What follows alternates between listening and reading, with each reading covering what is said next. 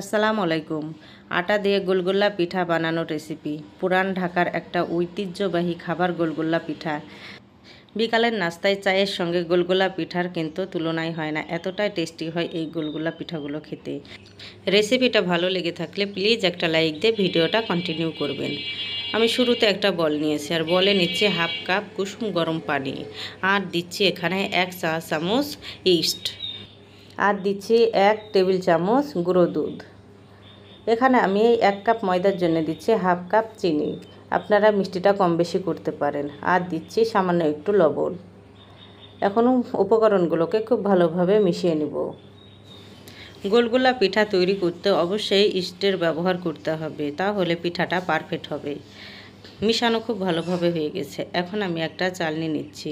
এখানে নিচ্ছি আমি 1 কাপ পরিমাণ আটা, কেউ চাইলে এখানে ময়দাও ব্যবহার করতে পারেন। আর দিচ্ছে হাফ চা চামচ বেকিং পাউডার, এখানে সোডা ব্যবহার করলে কিন্তু হবে না।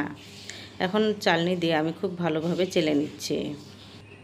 আপনারা চাইলে এখানে মিষ্টি জিরা অ্যাড করতে পারেন। আমি মিষ্টি জিরার পরিবর্তে অ্যাড করছি কালো জিরা, সামান্য একটু কালো জিরা আমি এখানে অ্যাড করে দিলাম। আর হাত দিয়ে আমি এখন খুব ভালোভাবে আটা মেখে নিব। সব উপকরণগুলো খুব ভালোভাবে এখন হাত দিয়ে মেখে নিতে হবে। এভাবে করে হাত দিয়ে গোলগোলা পিঠার ব্যাটারটা খুব ভালোভাবে মেখে নিতে হবে। এই পর্যায়ে আমি অ্যাড করছি আরও কিছুটা পানি, আর এই পানিটা কুসুম গরম পানি ব্যবহার করার চেষ্টা করবেন। এভাবে করে হাত দিয়ে আরও কিছুটা ফেটিয়ে নিতে হবে 3 থেকে 4 মিনিটের মতো। আর দেখে বুঝতে পারছেন ঘনত্বটা কতটুকু রেখেছি। এই ঘনত্বটা আমি রেখে দিচ্ছি, এটা দিয়ে আমার কিন্তু পিঠা তৈরি করা হবে। আর এই পর্যায়ে আমি এখানে প্রায় 10 থেকে 15 মিনিটের মতো রেস্টে রেখে দিচ্ছি। 15 মিনিট পর ফিরে আসলাম। এখন ব্যাটারটা দেখুন কতটা ঘনত্ব আছে। পানির পরিমাপটা বলতে গেলে 1 কাপ আটার জন্য আমি এখানে ব্যবহার করেছি হাফ কাপের চেয়ে একটু বেশি পানি।